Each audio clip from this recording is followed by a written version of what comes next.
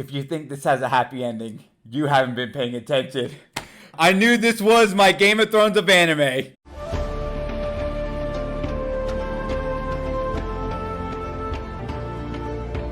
Yuleの後 What is going on, guys? My name is DJ Miles and I'm here to review the latest episode of Vinland Saga. This is episode 15 after Yule. And before we begin with this video, if you can go ahead and like this video and subscribe to my channel, you know I would greatly appreciate it. And I also want to give a shout out to the community and to everyone watching in YouTube, because you guys have made my last week's Vinland Saga episode my most viewed and most watched YouTube video up to date. So thank you guys. You guys are awesome, and I guess you guys really love me.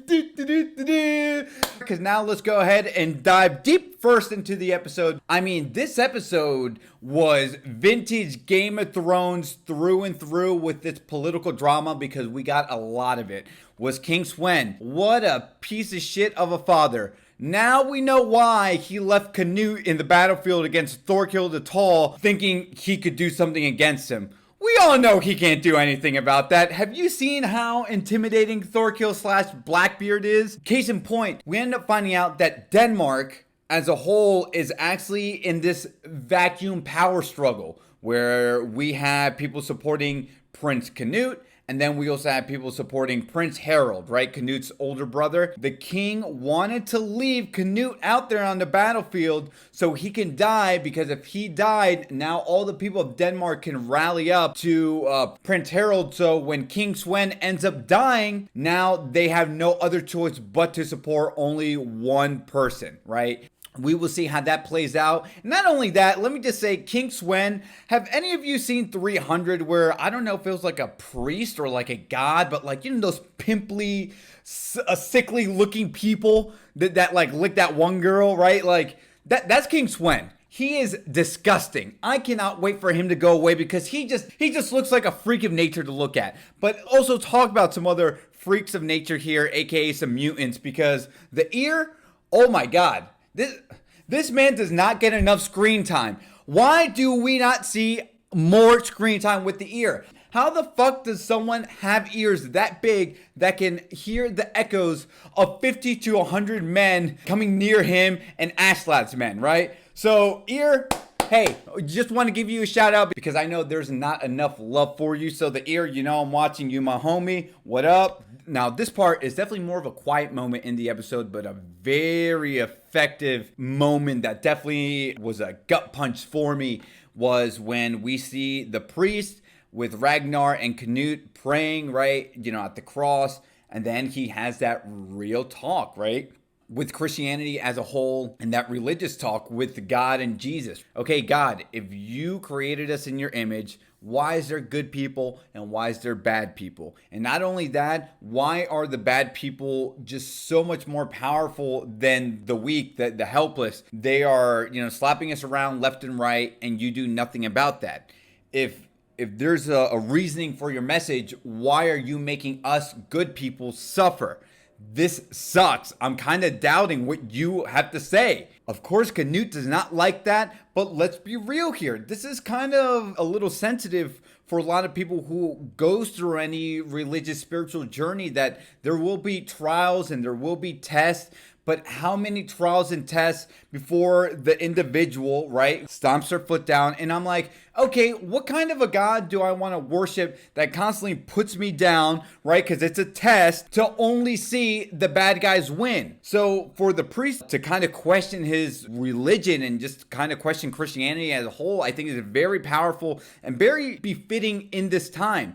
And for you to say, okay, God is going to take me to a better place, but let me see some people suffer along the way, or let me go through more crap while they kind of win the spoils of victory, it says a lot. So very effective. I like that very much. One last thing I forgot to mention with the religious talk here. There was a point when Canute was telling the monk, all fathers forgive their children. It hit home with Thorfinn. All fathers forgive their children. The female who survived last week's episode ended up informing some people that got word to now Thorkell. The Danes are still around somewhere. Thorkell, you gotta love his character. He's very smart. He doesn't want to lose, but fighting and just being on the battlefield is his thrill, right? He can only really feel like he's truly alive and, go out the way that his Valkyrie angels intended him to go out, is on the battlefield, right? The more harsh and the more critical the battle, the better and higher chances are that you are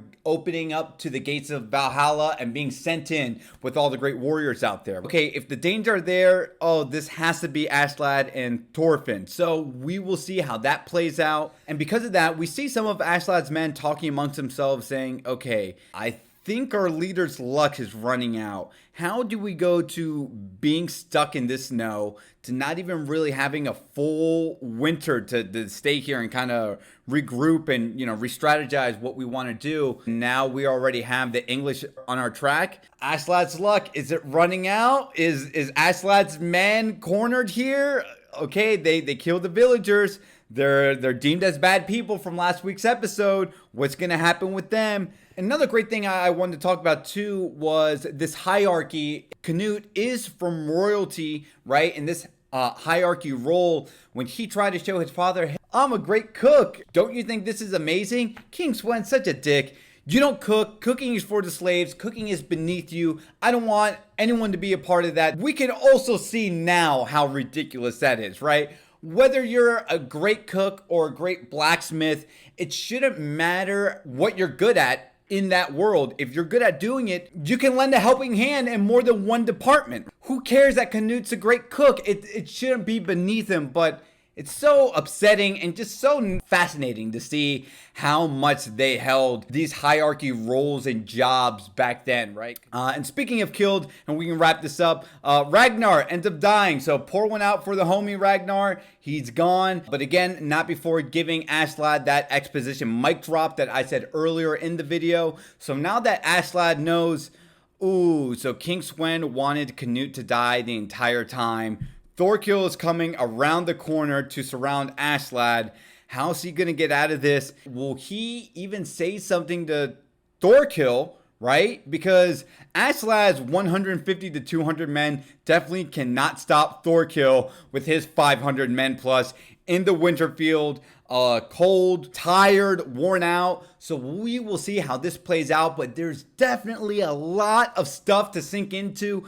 This anime is so fantastic. Vinland Saga is without a doubt the dark horse anime for me in 2019. This is such a political drama filled episode that I just thought about vintage Game of Thrones through and through. So let me know what you guys thought about this episode today. Did you like it? Did you not like it? I think this episode was very effective. This is definitely one of my favorite episodes so far into Vinland Saga. My name is DJ Miles. Don't forget to like this video one more time and subscribe to my channel for more anime content. And as I always say, to be continued, take care.